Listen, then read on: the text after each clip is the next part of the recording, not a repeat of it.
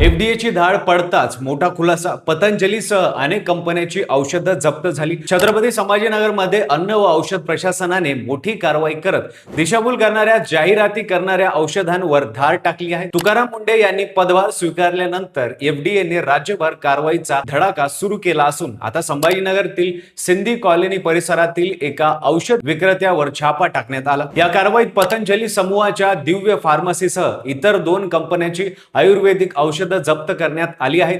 Drugs आणि magic remedies कायद्याअंतर्गत उल्लंघन करून औषधांच्या जाहिरातींमध्ये दिशाभूल करणारे दावे करण्यात आल्याचा आरोप आहे. संभाजीनगरमध्ये सुमारे 20,000 रुपयांची औषधं जप्त करण्यात आली असून मराठवाड्या भागामधील कारवाई जप्ताची रक्कम 92,000 रुपयापर्यंत पोहोचली आहे. छत्रपती संभाजीनगर, जालना, बीड, हिंगोली, नांदेड आणि लातूर या 6 जिल्ह्यात एकाच वेळी ही विशेष मोहीम राबवण्यात आली. एफडीए अधिकाऱ्यांचे स्पष्ट इशारा दिला आहे की औषधांबाबत खोटे किंवा अतिशय युक्त दावे करणाऱ्यांवर यापुढे कठोर कारवाई सुरू होणार आहे. तसेच नागरिकांनी कोणतेही औषध डॉक्टरांच्या सल्ल्याशिवाय घेऊ नये असे आवाहनही करण्यात आले आहे. औषधांच्या जाहिरातींवर अधिक कडक नियंत्रण असावा का? तुमचं मत कमेंट मध्ये नक्की सांगा.